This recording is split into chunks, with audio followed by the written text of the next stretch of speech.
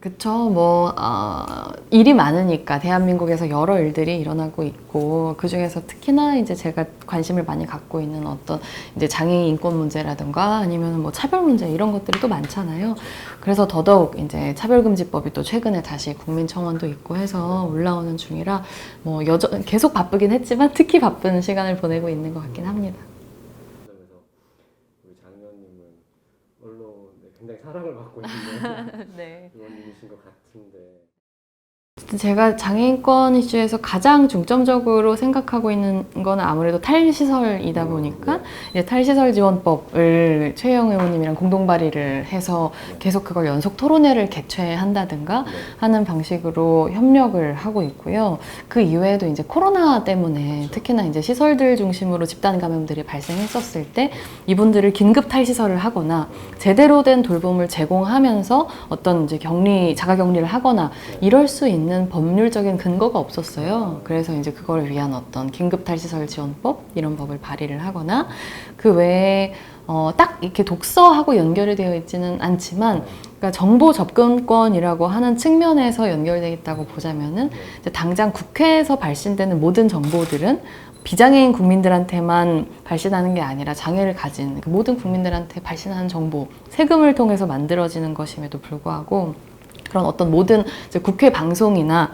내지는 인터넷 중계 방송을 할 때 수어 통역이나 내지는 폐쇄 자막이나 이런 부분들이 의무화되어 있지 않았거든요. 그래서 그 부분에 대한 국회법 개정안을 발의를 해서 그건 또 통과가 되고 이런 활동들이 있습니다.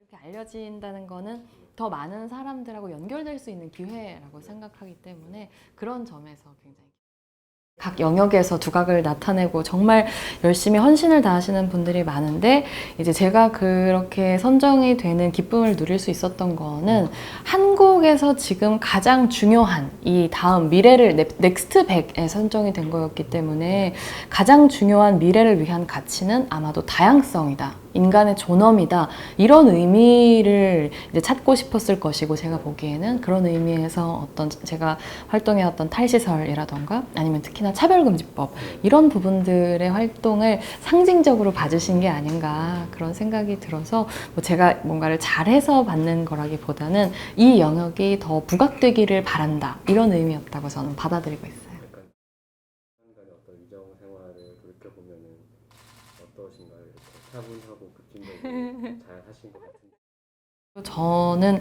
막 뭔가 아주 화려하게 이슈를 띄우고 이런 사람은 아니고 무슨 일이 생기면 사실 굉장히 생각이 많아요. 그래서 약간 어떤 때는 좀 더 순발력 있게 하고 싶다는 생각이 들기도 하는데 아니야 분명히 내가 모르는 부분 내가 생각하지 못한 게 있을 거야 라고 자꾸 생각을 하게 되거든요. 근데 그렇게 곱씹어서 생각을 하기 때문에 남들 보기에는 어떤 급진적인 방향성이라고 할지라도 제 안에서는 굉장히 곱씹은 것들을 내놓는 거라서 그게 제가 정치를 하는 스타일이다 라는 생각이 들었어요.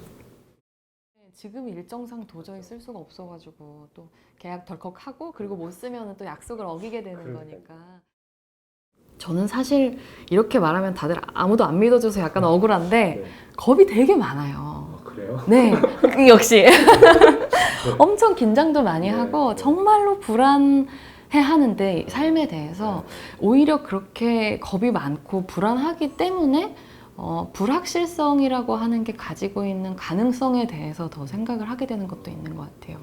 그러니까 그때 대학교를 8학기를 다니고 그만둔다는 결정을 했었던 것도 그걸 계속 다니고 있으면은 선택할 수 있어 보이는 어떤 길이 있잖아요. 근데 그 길이 너무나 명확한 한정된 어떤 행복 내지는 어떤 종류의 불행이라는 생각이 드는 거예요. 그냥 정해져 있는 딱 이만큼까지의 삶, 그 길을 갈 건지 아니면 더 불확실해 보이기는 하지만 오히려 불확실하기 때문에 전혀 다른 그거보다는 좀 더 나은 미래를 꿈꿀 수 있는 가능성까지도 있는 이 길을 갈 건지 그래서 그냥 딱 정해져 있는 불행을 선택하는 것보다 한정된 행복이라고 표현을 할 수도 있지만 무한한 가능성을 갖고 있는 불확실성에 거는 편이 좀 더 행복한 삶을 살 수 있는 가능성을 1%라도 늘리는 거라고 저는 생각했어요. 예, 그 이준석 국민의힘 대표가 말하는 공정에 대해서는 어떻게 생각하고 계신지. 네. 일단 공정이라는 가치 자체에 대해서 반대하는 사람은 전혀 없을 거라고 생각해요. 당연히 모든 시험은 당연히 공정하게 치러져야 하는 것이 맞는데 이준석 대표가 말하는 공정은 결국 딱 시험의 공정까지로구나 라고 하는 게 제가 느끼는 한계인데 지금 대한민국 사회의 가장 중요한 문제가 단지 시험이 공정하지 않은 것 뿐인가? 라고 한다면 사실은 본질적으로 이 국가는 더 부자가 되고 있지만 이 국가의 부가 모든 시민들의 일상의 윤택함으로 이어지고 있지 않다? 오히려 사실은 이런 시민들 사이에 존재하는 경제적인 불평등이 훨씬 더 심각해지고 있고 그리고 이 심각해지는 것에 사람들이 그냥 적응하거나 체념하기 시작했다는 거. 이게 문제인데 이걸 어떻게 시험으로 풀겠어요? 그렇기 때문에 이준석 대표가 정말 책임 있는 이제 제1야당의 대표라고 한다면 이제 공정만으로가 아니라 이제 평등, 이 불평등을 해소하는 평등을 어떻게 시민들의 삶의 권리로 보장할 건지를 반드시 다룰 수 있어야 한다고 봅니다. 의원이 되셔서 네. 구체적으로 입법 활동을 하는 건 또 다른 차원의 문제 같거든요. 그쵸. 두 가지 좀 비교를.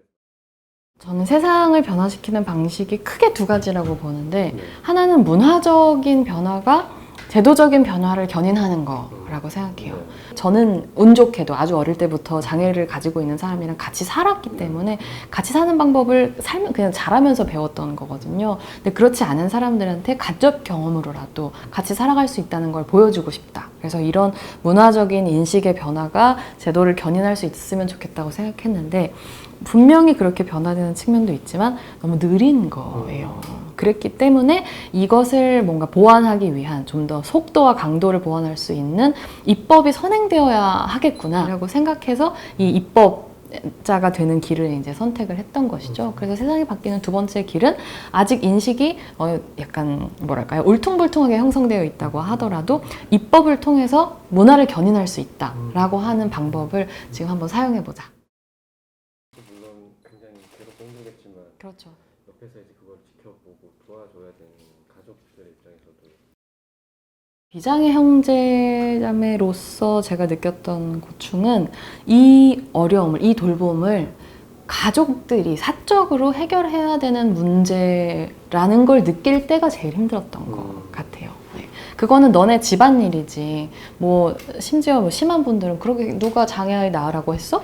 라는 정도로 심각하게 이제 비난을 할 정도로, 물론 온라인에서 그런 말씀들 하는 분들 종종 계시죠.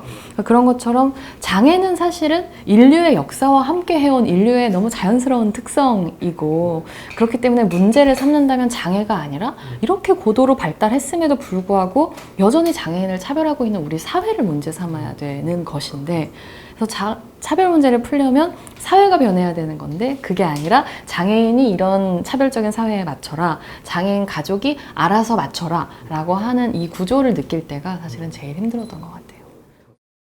돌봄의 사회화 네, 맞아요. 분명히 이루어져야 하는. 네, 그렇죠. 그래서 여기 온 거죠. 그렇죠. 그 돌봄을 사적으로만 집에서 가족들이 감당해야 되는 게 맞다 라고 한다면 정말로 장애 당사자 가족의 그림자 같은 삶을 살아야 되는데, 어떤 사람이 그런 삶을 기꺼이 나의 삶이다라고 받아들일 수 있겠어요. 게다가 그런 거를 가족이기 때문에 강요받아야 한다? 이거는 너무 불합리한 일이죠. 가지고 있는 분들이 일상의 공간에 이제 계시는 경우들도 조금씩 늘어나고 있다고는 생각하는데, 독서라고 하는 것이 단순히 뭔가 어떤 책이라고 하는 물성을 넘어서서 하나의 경험인데, 이 경험을 위해서는 공간이 필요하잖아요. 근데 동생을 데리고 저는 책 읽는 걸 정말 좋아하는 사람인데 도서관에 갈 수 없는 거예요. 왜냐면 조용히 해야 되니까. 근데 제 동생은 늘 약간 이런 종류의 사운드를 갖고 있는 사람이거든요. 그러면은 조용히 해야 되는 공간으로부터는 원천적으로 배제되는 거죠. 그래서 예전에 느티나무 도서관이라는 도서관에 초청을 받아가지고 어른이 되면 이제 상영을 하고 대화를 나누러 갔을 때 그 도서관 1층에서는 떠들어도 되더라고요. 그래서 그 공간에 너무 아무렇지 않게 동생이 이곳저곳에 서가를 왔다 갔다 하면서 자기가 관심 있는 책들을 이렇게 들여다보는 걸 보면서 이런 게 필요하다라는 생각이 들었어요. 책을 단순히 어떤 그 안에 들어있는 글자들의 문제로 접근하면 전혀 알 수 없는 독서가 경험이라고 하는 것, 시공간의 문제라고 하는 것이 반드시 고려돼야 된다고 저는 생각해요.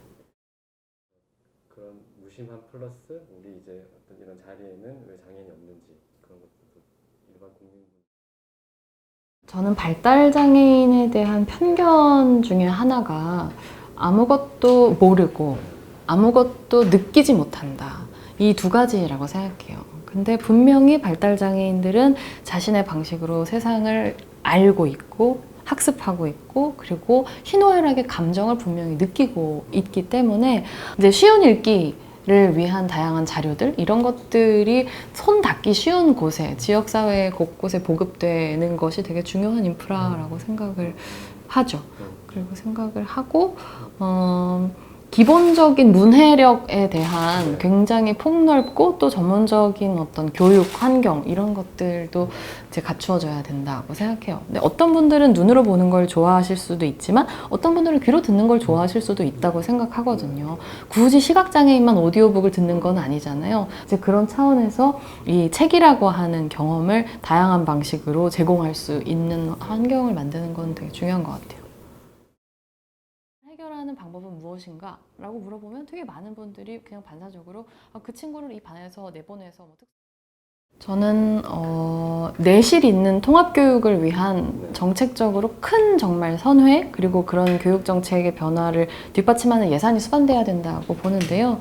그러니까 학교 교육이 자꾸 이제 장애를 가진 학생들, 특히나 발달장애에 관련돼서 학생들을 배제하는 이유는 대한민국 교육의 목표는 대입이기 때문이고 그 대입을 딱 상정해 놓고 거기 아래로 쫙 줄서기를 해놓고 있기 때문에 어떤 그런 탁월성 수월성 이런 것들을 가지고 다른 학생들을 배제시키고 낙오시키는 걸 너무 아무렇지 않은 일이라고 상정하고 있다고 보는데 예를 들면 대한민국의 의무교육의 가장 큰 목표가 그 어떤 학생이라고 하더라도 한 사람도 낙오하지 않고 함께 공동체를 이루어서 잘 지낼 수 있는 것을 목표로 한다라고 하면 굉장히 많은 것이 달라질 수 있다라고 생각해요. 이제 그런 관련 입법이 돼야 되는데 네. 거기에 대해서는 이제 의원님들도 그렇고 교실에서 어떤 한 아이가 발달장애를 가지고 있는데 수업에서 집중을 못하고 혼자서 막 떠들거나 다른 짓을 한다. 그래서 다른 학생들이 집중을 하지 못하고 있다. 이 상황을 해결하는 방법은 무엇인가? 라고 물어보면 되게 많은 분들이 그냥 반사적으로 그 친구를 이 반에서 내보내서 뭐 특수반으로 보내는 거죠. 라는 식으로 말해요. 근데 그게 아니라 이 학생이 따라올 수 없는 것을 애초에 가르치고 있지는 않은가. 그리고 과연 그 순간에 그 모든 학생들에게 거기서 가르치는 그 지식을 머릿속에 넣는 게 중요한 것인지 아니면 앞으로 인생에서 일어날 이 무수한 어떤 배제의 순간들에 이 사람을 어떻게 포용할 수 있는지 그 방법을 배우는 게 더 지혜롭고 좋은 것인지 삶에 도움이 되는 것인지 여기서 저는 이제는 우리가 후자로 가는 사회로 왔다라고 생각해요. 특히나 어떤 인공지능이 발달하고 뭐 4차 산업혁명이 일어나고 이런 시대이기 때문에 더더욱 이런 어떤 인간적인 가치들을 학교 교육의 더 큰 원칙, 목표로 삼아야 된다고 생각해요. 말하자면 이 시장 안에 종사하시는 분들이 계시는 거예요. 그래서 이것을 그 다음으로 넘어가기 위해 장애인에 대한 정책을 시혜와 동정의 관점에서 보느냐 아니면 장애 당사자의 권리의 관점에서 보느냐 이건 굉장히 다르게 느끼시더라고요. 그래서 아무래도 익숙하신 건 시혜와 동정의 관점의 정책들은 굉장히 폭넓은 이제 공감대를 얻을 수 있는데 예를 들면 대표적으로 탈시설 이거는 장애 당사자의 권리의 관점에서 접근을 하는 건데 그 부분에 있어서는 아직 대부분의 의원님들께서 잘 모르시거나 아니면은 그거는 좀 너무 많은 권리를 보장하는 게 아니냐라는 식의 말씀을 하시는 때가 있어서 좀 마음이 아프죠. 아니면 또 비근한 예로 뭐 장애를 앓고 있다라고 하는 표현을 장애를 갖고 있다라고 과거에 비해서는 어떤 장애인에 대한 차별이나 이런 것들에 대한 인식이 많이 개선됐다는 생각은 들어요. 그래서 특히나 도시 지역에서 심심치 않게 장애를 가지고 있는 분들이 일상의 공간에 이제 계시는 경우들도 조금씩 늘어나고 있다고는 생각하는데 그런 장애 당사자분들이 계신 것을 당연하게 여기는 그러니까 예를 들면 저만 하더라도 지금은 이제 바빠서 그런 시간이 많이 없긴 하지만 이제 동생 손잡고 버스나 지하철역에서 이제 이걸 기다리고 있으면 동생의 그 소리가 있다고 했잖아요. 그리고 이제 어떤 표현 같은 것들이 발달 장애가 있구나라는 걸 알 수 있는 경우들이 많이 있기 때문에 다들 이렇게 쳐다보시거든요. 네. 근데 이제 그런 종류의 시선이라고 하는 것도 하나의 익숙하지 않기 때문에 빤히 보는 하나의 이제 차별이다. 내가 이 공간에서 이질적인 존재구나. 그런 걸 너무 알 수 있게 되는 하나의 행동인 거예요. 그래서 자연스러운 풍경으로 좀 봐주시면 좋겠다는 것이 있고, 더 나아가서 교실 안에 혹은 회사에 수많은 어떤 공적 공간들에 장애 당사자가 없는 게 너무 이상하다라는 생각을 한 번쯤 해봐 주시면 좋겠다는 생각이 들어요. 그럼 왜 없을까라고 한다면 나는 갈 수 있었는데 장애인은 오지 못한 이유가 어딘가에 있는 거죠. 그러면 어느 과정에서 나와 함께 있을 수도 있었던 그 사람은 여기에 오지 못한 걸까? 어느 문턱을 걸려 넘어져서 여기로 오지 못한 걸까? 그걸 한번 생각해 봐 주시면 좋을 것 같아요.